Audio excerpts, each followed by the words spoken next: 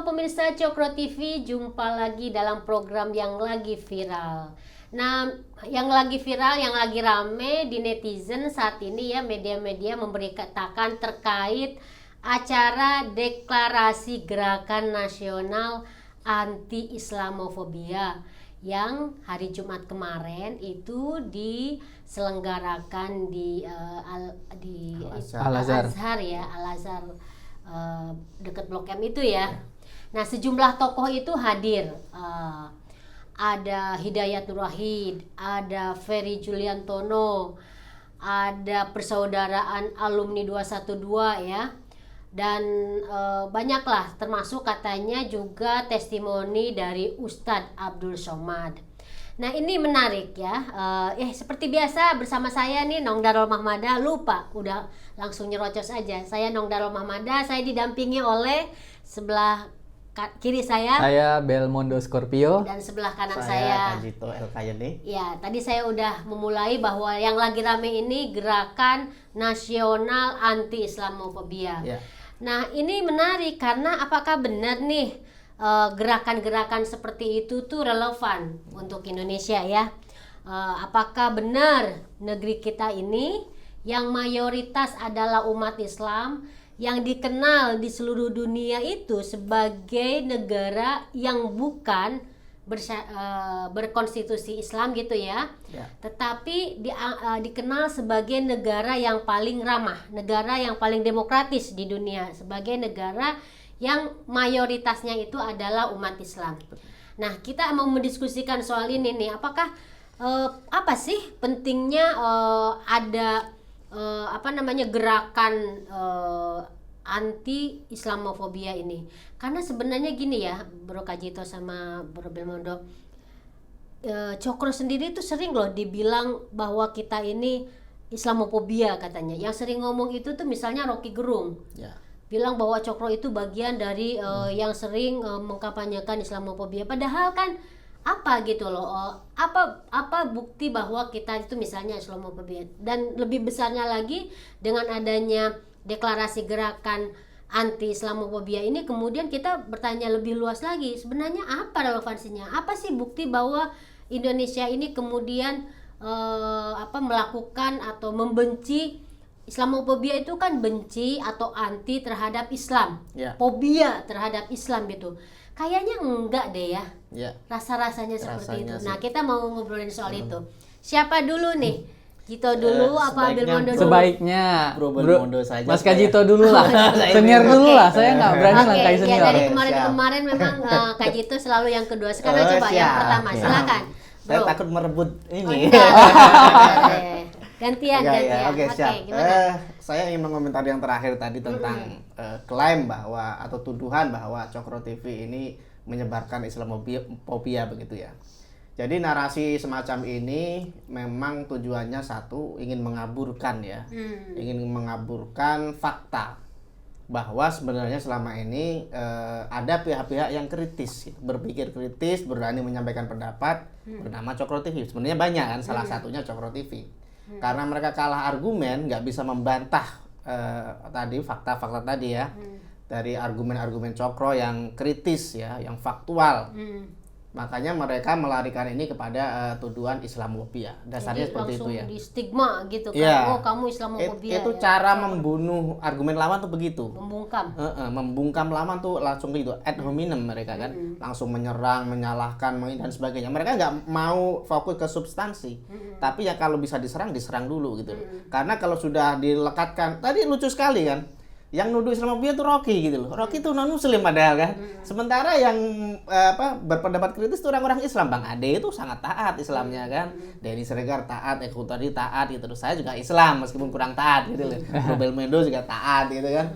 Nah, ini aneh gitu loh. Kenapa mereka memberikan stigma seperti ini? Karena mereka sengaja ya, kalau mereka memberikan stigma seperti itu, mereka akan didukung oleh kelompok kanan gitu loh. Yang sebelumnya udah benci, wah ini nih jadi pembenaran itu loh. Rocky aja yang non muslim mengatakan begitu gitu loh.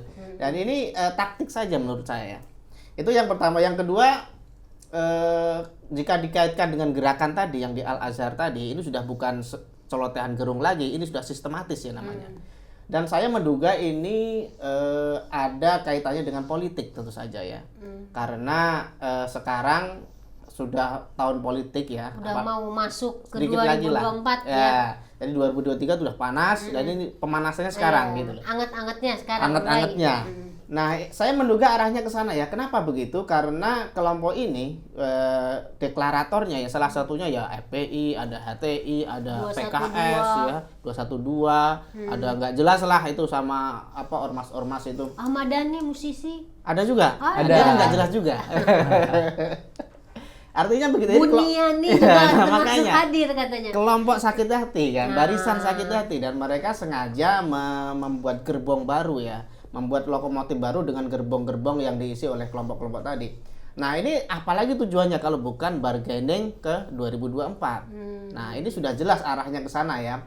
Makanya kalau selama ini mereka cuap-cuap solo ya, solo karir ya, sendiri ya.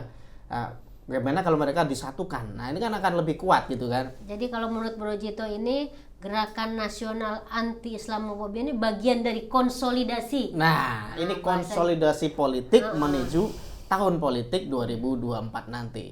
Jadi sudah gampang ditebak lah siapa pelakunya, apa tujuannya, bagaimana motifnya. Kalau tadi pertanyaannya apakah ini benar ya, jelas nggak benar lah, Indonesia kok Islamofobia itu jauh banget gitu loh. Tapi karena ada dua hal tadi saya sebut. Yang pertama karena mereka ingin menstigma lawan argumen yang nggak kalah kan, mereka pakai istilah Islamofobia. Kemudian ini dilembagakan dalam sebuah organisasi atau apa ya, sebuah perkumpulan ya, yang ingin mengatasnamakan apa kelompok yang peduli pada Islam gitu ya.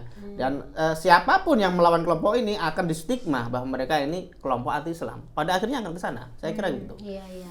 Gimana kalau Belmondo ngelihat, apakah sama pendapatnya dengan Kak Jito atau enggak? Bahwa ini ujung-ujungnya sebenarnya ke gerakan politik lah, intinya begitu. Saya sama deh sedikit ya. Harus beda dong. Ya, gimana? Nggak apa-apa. Narasi gak? Ya, enggak narasi.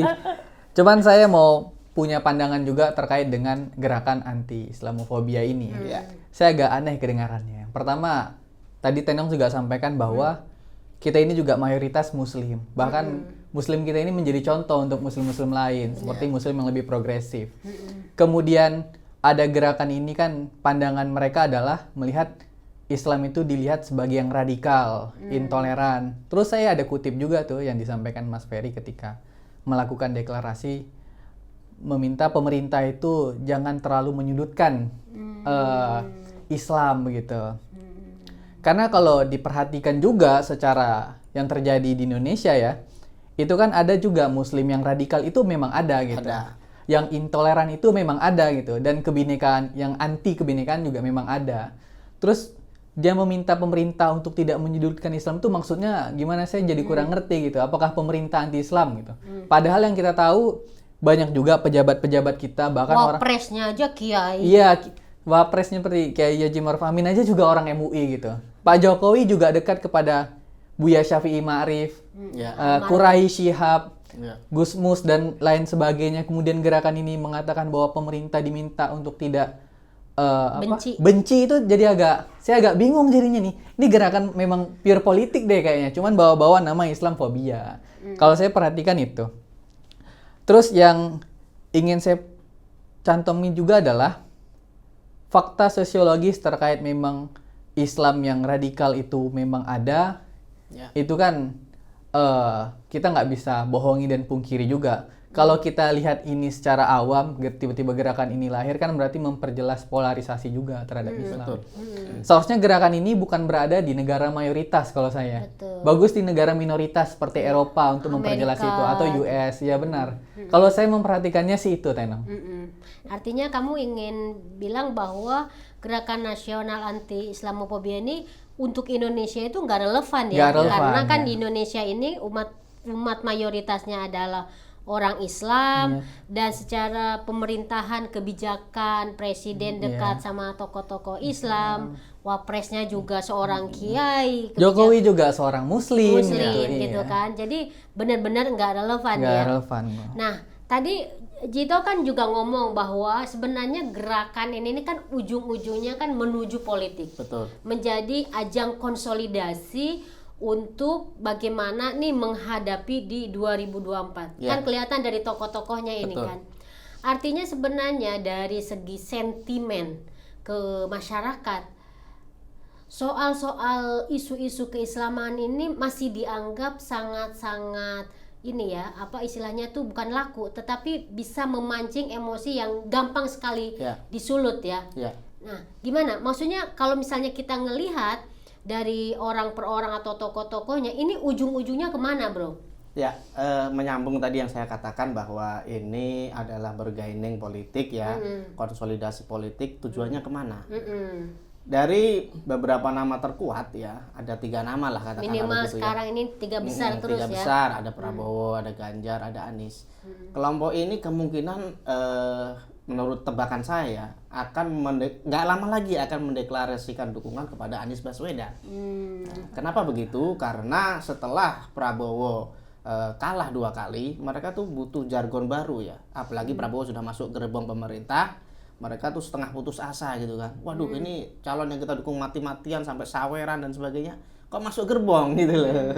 Padahal mereka memfitnah Jokowi PKI dan sebagainya. Lah ini kok anak buahnya PKI ya gitu. Jadi stres juga mereka. Nah, akhirnya muncullah Satrio Piningit. Versi mereka tentu saja bernama Anies Baswedan ini. Nah, 90% bahkan saya yakin mereka ini akan mendukung Anies gitu loh. Bahkan mungkin lebih. Karena kenapa? Kamu kenapa ada angka sampai 90%? Ngelihat dari apanya? Saya juga penasaran itu. Karena pendirinya, saya lihat ini kan, ini orang-orang yang memang dari barisan sakit hati ya, kelompok-kelompok yang katakanlah kelompok kalah sebenarnya. Dukung Prabowo kalah, akhirnya Prabowo masuk gerbong Pak Jokowi tambah kalah lagi kan mereka ini. Jadi nyerang sana nyerang sini, nggak ada satupun yang masuk. Bahkan ketika mereka mendaulat Rizik Syihab yang diangkat sebagai imam besar itu ya, itu pun melempem gitu loh. Bahkan sekarang masuk bui semua kan pimpinan-pimpinan mereka yang mereka anggap sanggup menyelamatkan nasib mereka lah gitu. Sanggup menyelamatkan kekalahan mereka, begitulah kira-kira. Nah, saya melihat pada pendiri Gerakan Nasional Anti Islamofobia ini ya, pemilu sebelumnya pendukung Prabowo, dan sekarang karena kriteria yang sedang mekar ya, sedang naik daun Anies Baswedan, kemungkinan besar mereka akan mendukung Anies Baswedan. Apalagi selama ini Anies ini tipikal orang yang dermawan. Dermawan gimana? Jangan nanti dipahami kamu jadi buzzernya Anies nih dengan kata dermawan itu. Dermawan saya ini dia dermawan untuk memberikan APBD untuk ormas-ormas Islam. Nah, kalau yang lain dulu kan realistis kan, sekarang enggak. Wah, pokoknya kalau makanya kemarin MUI Jakarta atau mana itu habis dapatkan donasi dari Pemprov DKI langsung membela Anies. Jadi buzzer. Jadi buzzernya Anies. Ini kan lucu sekali kan.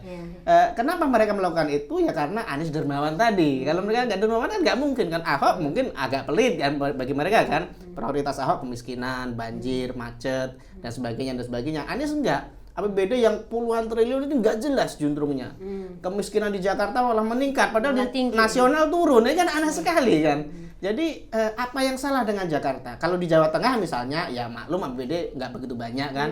Jalannya begitu panjang diperbaiki setiap tahun. Jakarta itu kecil, penduduknya sedikit, APBD-nya berpuluh-puluh kali lipat. Tapi kenapa kemiskinan malah naik di saat angka nasional turun? Ini aneh sekali, dan ini mencerminkan bahwa APBD tadi memang disumbang-sumbangkan diawur-awurin pada ormas-ormas yang kemungkinan besar ya ini akan dipanen nanti 2024 kalau mereka masih ingat gitu kan.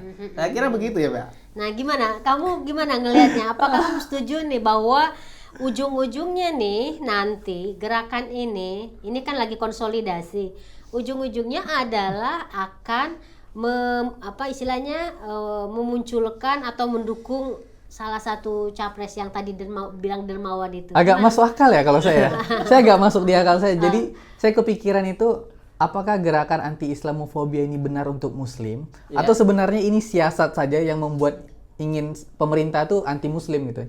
Jadi ada kelompok yang memang ini pemerintah kurang cocok nih. Nanti masuk figur baru yang si dermawan tadi. Saya sebutnya dermawan saja ya. Tapi terlalu baik kalau dibilang dermawan itu. Kena pasal loh kalau kita nyebutnya aneh-aneh. Oke. Kalau saya perhatiin sih itu ya, saya sepakat deh dengan Mas Kajito. Padahal nih DKI daerahnya kecil. Dan Jawa Tengah itu daerahnya besar. Sedangkan DKI itu dananya besar, masalah banjir nggak selesai kemarin, banjir hujan lebat nggak selesai. Nah, aduh ini kemana duitnya, kan itu pertanyaan. Itu pertanyaan, kemana uangnya? Kemudian itu kalau benar yang Mas Kajito sampaikan tidak masuk pada penyelesaian persoalan publik, tapi malah persoalan ormas untuk kepentingan dia untuk nyapres, itu tetap salah menurut saya. Itu sih kalau saya kurang tepat sih Bapak Anies Baswedan. Tapi gini, tadi dibilang bahwa ini buat si dermawan itulah ya, ujung-ujungnya ya. Tapi menarik nih yang tadi disampaikan oleh Kak Jito. Ini gerakan Islamofobia ditujukan untuk pemerintahan sekarang. Yang sebenarnya kan mana buktinya gitu bahwa kebijakan sekarang itu bersifat Islamofobia, kan nggak ada ya, atau benci. Kalaupun misalnya ada pemeriksaan atau penangkapan terhadap kelompok-kelompok radikal atau intoleran, itu kan berdasarkan fakta-fakta atau data-data kriminalnya kan. Benar. Nah, jadi ini mau ditarik untuk memunculkan untuk mendukung salah satu capres. Cuma menariknya tuh kan bahwa tokoh-tokohnya ini kan berdasarkan dari partai-partai yang apakah betul itu menuju ke satu orang itu. Misalnya dari Ferry Juliantono misalnya, ya kan dia kan Gerindra. Nah, bukankah Gerindra itu calonnya itu Pak Prabowo? Terus misalnya ada Partai Umat nih, si Buniani, yang dia dedengkot atau tokoh dari Partai Umat itu adalah Amin Rais. Apakah betul Amin Rais itu ke Anies gitu? Gimana tuh? Ngelihat peta-peta perorangannya lah istilahnya ya. Betul bahwa ada beberapa anggota partai yang mendeklarasikan diri di situ. Tapi saya melihat mereka datang bukan sebagai kader partai ya. Mereka datang mewakili ormas kalau nggak salah. Si Juliantono itu memiliki syarikat Islam atau apa gitu. Yang Ferry Juliantono itu. Iya, PP Syarikat Islam kalau tak keliru ya. Jadi dukungan mereka karena sesuai dengan tema yang mereka usung untuk menolak Islamofobia ya. Jadi mereka datang memang bukan dalam bentuk partai. Kalaupun mereka datang sebagai kader partai, mereka pun di partainya juga nggak memiliki suara yang signifikan kan. Mereka tidak menentukan arah partai gitu loh. Kehadiran bukan tokoh sentral. Ya, bukan tokoh sentral. Jadi kehadiran mereka dalam acara itu ya sebagai person, sebagai pribadi yang kebetulan mereka anggota partai. Dan kebetulan lagi mereka datang sebagaimana disebut oleh media itu memang atas nama personal ya, mewakili syarikat Islam tadi. Kalau Ferry tadi, kalau Buniani saya kurang tahu mewakili apa. Kelompoknya yang mana saya juga nggak jelas. Jadi menurut saya orang-orang ini memang aneh ya. Kenapa mereka mengkampanyekan untuk menolak Islamofobia, sementara seperti kata Bro Belmondo tadi, mayoritas di Indonesia ini umat Islam. Dan umat Islam itu sangat-sangat dimanja di Indonesia ini. Haji itu bikin heboh, itu umat Islam yang melakukan. Misalnya umat Kristen ke Israel misalnya, ada yang heboh, nggak ada yang heboh gitu loh. Atau misalnya umat Buddha pergi kemana, nggak ada yang heboh. Tapi kalau umat Islam heboh banget, kurban aja sampai di jalan-jalan sampai ribet kayak gitu kan. Jadi rukun Islam misalnya itu dijalankan dengan konsekuen di Indonesia, nggak ada satu rukun pun yang ditinggal atau dihalang-halangi. Islamofobianya di mana gitu loh. Tapi saya melihat memang narasi ini sejak dulu itu narasinya Rizik sebenarnya, narasinya FPI, narasinya HTI, narasinya PKS dan seterusnya. Kenapa mereka memakai narasi semacam itu? Ya jelas kalau mereka berhasil ya mempengaruhi rakyat Indonesia, mereka akan punya kekuatan yang sangat besar. Jangan salah loh. Sebagian besar penduduk Indonesia itu menurut penelitian intoleran, Mbak. Jadi mereka itu ini kayak memicu ini. Intoleran itu maksudnya bukan radikalis ya. Intoleran itu tidak suka non-muslim misalnya menjabat posisi tertentu misalnya.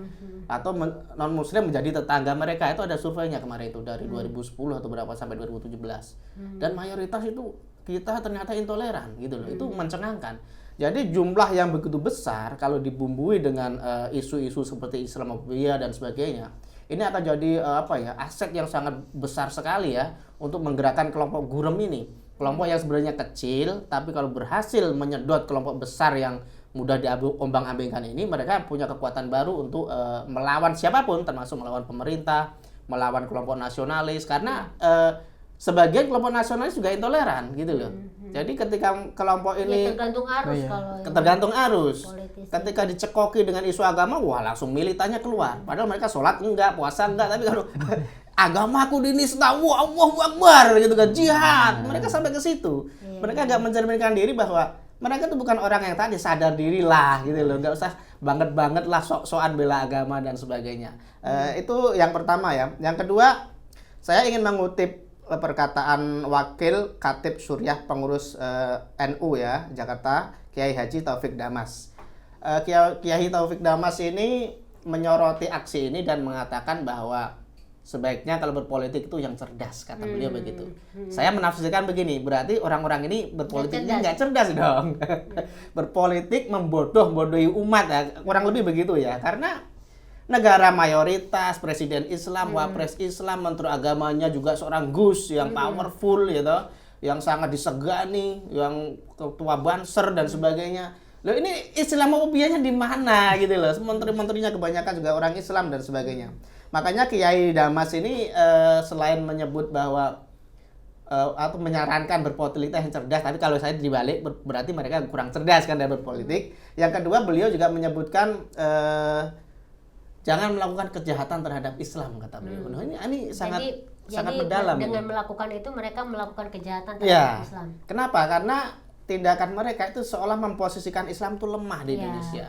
Seolah-olah minoritas, minority kompleks. Nah makanya seolah-olah itu agama yang ditindas, Islam itu kalahan, itu nggak berguna menurut versi ini, narasi bukan ini. minority kompleks, inferiority kompleks. Nah makanya tindakan yang katanya ini menolak Islamofobia itu sebenarnya kejahatan terhadap Islam, karena tidak memposisikan Islam sebagai mestinya. Islam itu agama yang besar, agama yang kuat, bahkan disebut di Quran itu agama yang paling benar versi umat Islam kan. Tapi kenapa di tangan orang-orang ini Islam tuh terlihat lemah, terlihat kalahan, terlihat bahkan bukan, kalau agama yang kuat, agama yang benar mestinya pede dong. Jangan takut Islamofobia. Gitu loh. Dan ini yang berkembang di sana. Ya. Gimana Bro Belmondo kalau ngelihat tadi dibilang bahwa dengan bertindak atau melakukan gerakan seperti itu malah justru dianggap sebagai bentuk dari inferioritas, karena sebagai mayoritas kok merasa dirinya minoritas gitu kan. Gimana itu? Menarik emang ya? Ya menarik itu topiknya, soalnya saya juga Muslim juga Islam, kira-kira kan Islam juga gak mau juga begitu ya. Menurut saya di sini beragama dengan bebas, mendapatkan semua hak saya, dan nggak pernah tuh di lingkungan saya ada masjid yang dibakar orang yang berbeda agama dengan saya. Saya merasa powerful juga sebenarnya, benar. Dan kita mayoritas juga, kemudian ada gerakan ini, jangan-jangan mereka yang minoritas ini. Minoritas kekuasaan Mas Kajito maksudnya. Itu, jadi benar tuh. Jadi poin dari Belmondo tuh benar bahwa orang-orang yang berada di dalam gerakan ini itu sebenarnya bukan merasa dirinya minoritas karena tidak diberikan kekuasaan. Yaitu yang tadi dibilang barisan sakit hati itu sakit ya. hati, barisan sakit hati. Ya, terus gimana tuh? Lanjutkan. Juga kepada bapak-bapak ini saya lihat tadi ada nama-namanya tadi, Ferry Juliantono inisiatornya, terus ada Anwar Abbas juga, ada juga Mas apa yang penyanyi? Ma'arif 212. Mas Dani. Oh, Dani. Ya maksud saya sudahlah, tidak perlu menyokongi masyarakat di bawah sana untuk mengambil rasa militannya kemudian mendukung dan menolak seolah-olah pemerintah kita ini jahat terhadap Islam. Kita semuanya Islam yang baik menurut saya. Dan jangan ada rasa terlalu kecewa, nggak perlu. Menurut saya karena saya seorang Muslim juga, ya kita baik-baik aja lah satu sama lain. Tidak perlu merasa ada yang disakiti atau nggak disakiti. Menurut saya nggak perlu kayak gitu-gitu. Gerakan ini juga kalau untuk kepentingan politik, kesihan warga. Ditipu-tipu, dibohong-bohongi itu gimana maksudnya? Tadi kalau istilahnya dibodohi. Dibodohi kan nggak perlu menurut saya. Kalau memang Bapak mau buat Islamfobia, Bapak pergi ke luar negeri aja gitu. Bapak pergi ke Eropa, bantu muslim-muslim di sana yang mungkin terkena dampak dari rasis beda agama gitu, mungkin cocok. Kalau di Indonesia nggak usah lah kalau untuk politik. Biarkan orang berpolitik dengan membuat kebijakan yang manfaatnya bagus untuk masyarakat. Siapapun lah yang mau terpilih masuk ke dalam gerakan ini. Kalau mau berpolitik, politik yang benar-benar untuk kebaikan masyarakat aja, jangan bohong-bohong untuk suara. Kalau saya sih itu, kesian orang kalau saya. Betul. Ini kan khawatirnya kan gini, suara belum tentu dapat gitu ya. Tetapi persepsi atau opini yang dikembangkan oleh orang-orang ini dengan bilang bahwa kita mengalami yang namanya Islamofobia, bahwa pemerintah itu tidak pro umat Islam dan lain-lain, yang itu bohong, ya, yang itu istilahnya itu tidak sesuai dengan fakta gitu. Nah, akhirnya berdampak pada yang kena itu adalah orang-orang yang tadi dibilang oleh Bro Jito itu, bahwa ternyata dalam survei itu masyarakat itu masih mungkin belum terlalu banyak mendapatkan pendidikan kan, gitu loh, belum tercerahkan gitu istilahnya ya bro ya. Ini sebagai closing ini, gimana mau menekankan ke pemirsa Cokro TV terkait tema ini, apa yang mestinya kita lakukan untuk istilahnya menghadapi isu-isu atau opini-opini seperti ini? Ya, memang sebenarnya masyarakat kita itu orang-orang baik ya, orang-orang ramah, suka tolong-menolong, itu fakta sebenarnya. Iya, jadi gotong royong. Kalau kita mau melihat fakta sebenarnya, datang ke kampung-kampung, ke dusun itu masih banyak itu tradisi kehidupan seperti itu ya. Mereka itu orang baik, orang yang sederhana, bersahaja dan sebagainya. Tapi kenapa dalam survei itu disebut bisa dikelompokkan sebagai intoleran ya, mayoritas ya, 50% lebih lah, itu kan mayoritas berarti. Itu karena mereka tidak paham apa itu intoleran. Bahwa sebenarnya setiap orang tuh punya hak, punya kebebasan berpendapat kan, misalnya non muslim untuk menjadi guru, untuk menjadi PNS, untuk menjadi, itu hak mereka kan. Cuman karena mereka tidak tahu bahwa mereka lebih ingin yang menjabat itu orang Islam gitu loh. Primordialismenya masih sangat jadi bukan karena kebencian itu. Bukan, ya. Tapi karena mereka lebih nyaman kalau sama-sama seagama, lebih nyaman kalau sama-sama suku gitu loh. Jadi bukan karena mereka pendendam atau pembenci, tapi karena ketidaktahuan menurut saya. Dan ini penting bagi pemerintah dan segenap pihak, terutama tokoh agama, untuk mengajarkan apa sih toleransi itu, apa sih kebinekaan itu. Ini yang perlu terus digaungkan di seluruh masyarakat Indonesia ya. Kemudian terkait fenomena gerakan semacam ini, gerakan politis ya dibungkus agama, saya ingin mengutip pernyataan Kiai Damas tadi. Ada dua hal yang perlu ditekankan, bahwasanya silahkan berpolitik, tapi berpolitiklah yang cerdas gitu. Ya. Karena kalau kita main-main dengan api ya, main-main dengan isu agama ini, akan tercipta polarisasi yang sangat luas. Dan efeknya akan sangat panjang ini. Ya itu udah pernah terjadi di 2017 kan. Betul. Sampai sekarang masih dan ini terasa. kalau dipicu lagi, ya mungkin jagoan mereka bisa menang, tapi dampaknya bisa ke daerah-daerah tersulut semua ini. Dampak 2017 itu sampai ke Maluku sana. Akhirnya terjadi polarisasi, dan pemilihan pilkadanya juga meniru Jakarta gitu loh. Meniru pola yang sama. Di sana tuh rukun, damai, adem, ayem. Tapi ketakutan, kekhawatiran dengan peristiwa Jakarta tuh menyebar sampai ke seluruh Indonesia. Jadi bahaya kalau diulangi lagi dalam konteks nasional. Sangat berbahaya. Makanya Kiai Damas mengatakan berpolitiklah yang cerdas. Yang kedua, seperti kata Kiai Damas tadi, jangan melakukan kejahatan terhadap agama sendiri. Lalu Islam baik-baik saja, Islam tuh kuat, bahkan dianggap paling benar oleh umat Islam ya kan. Dianggap sebagai mayoritas, meskipun ya banyak juga yang Islam KTP kan, yang nggak taat, tapi oke lah, mereka kan Islam juga, baca syahadat dan sebagainya. Nah, Islam yang mayoritas ini jangan dikacaukan dengan tuduhan bahwa Islam lemah, Islam ditindas, ya, Islam nggak bisa berbuat apa-apa. Itu kejahatan terhadap Islam. Makanya saya berpesan kepada seluruh masyarakat Indonesia, siapapun ya yang menggunakan politik identitas semacam ini, jauhi, jangan dipilih. Karena ini akan mengancam masa depan kita ya. Pencapaian dilakukan oleh Pak Jokowi ini akan hancur kalau kita memilih orang yang salah ya. Orang yang hanya bisa berpolitik bodoh, berpolitik identitas. Dan ini bahaya bagi Indonesia. Iya, poin yang menarik banget. Dari Bro Belmondo. Kalau saya sedikit aja nih. Nggak apa-apa, panjang juga nggak apa-apa. Kekhawatiran saya sebenarnya terhadap gerakan ini, bukannya rakyat kita makin toleransi, tapi malah makin intoleransi karena rasa militannya lahir. Terus seolah-olah banyak yang memusuhi sebagian kelompok yang tadi punya rasa sebagai disakiti muslimnya. Kekhawatiran saya sebenarnya di situ. Niatnya politik, jatuhnya merusak bangsa gitu. Kalau saya itu. Terus kemudian Pak Taufik Damas bagus kata-katanya. Berpolitiklah politik yang cerdas. Kemudian kalau mencari pemimpin, kalau saya udah mengesampingkan apakah pemimpin kita itu satu agama, satu ras, satu suku, carilah pemimpin yang benar-benar itu tahu persoalan masyarakat, bukan mencari ketenaran semata, tapi benar-benar menyelesaikan solusi. Kebijakan-kebijakan itu diperhatikan. Kalau kita nilai terkait dengan siapa yang cocok untuk siapa untuk naik tiket, kita lihat aja kinerjanya hari ini. Siapa yang paling banyak salah, siapa yang paling banyak benar. Kalau saya rasa masyarakat kita pintar juga, Mas Kajito. Ada yang pintar juga yang bisa menilai siapa sosok yang paling tepat sekali untuk ini. Dan gitu ya, ini akan ketahuan dari gerakan ini. Siapa yang mulai mendekati gerakan ini, berarti ya penilaian kita tadi itu bisa diperhatiin. Semoga masyarakat kita bisa perhatiin itu.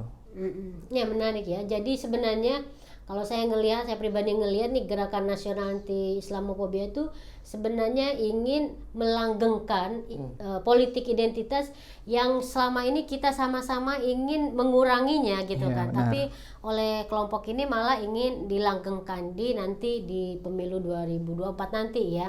Nah ini buat pemirsa Cokro TV juga mungkin harus waspada juga, harus hati-hati, kita harus pintar-pintar untuk memilih dan memilah informasi-informasi atau opini-opini yang istilahnya itu justru membuat kita itu misalnya dalam mempunyai pilihan atau persepsi pendapat tentang politik itu menjadi tidak cerdas. Betul. Justru kita harus mencari sesuatu atau pendapat-pendapat yang membuat kita itu cerdas dan tercerahkan. Jadi poin dari tadi yang dikutip oleh Bro Kajito dari Kiai Taufik Damas itu mungkin perlu kita resapkan atau apa istilahnya pahami bersama-sama ya. Itu poin yang kita bisa ambil dari diskusi yang lagi viral sekarang ini. Oke, terima kasih Belmondo, terima kasih Kajito. Untuk yang lagi viral minggu ini kita hentikan dulu ya. Nanti di minggu depan kita akan berbincang tentang tema-tema yang menarik, yang panas, yang akan kita perbincangkan di Cokro TV. Terima kasih buat semuanya, salam sehat semuanya, dadah.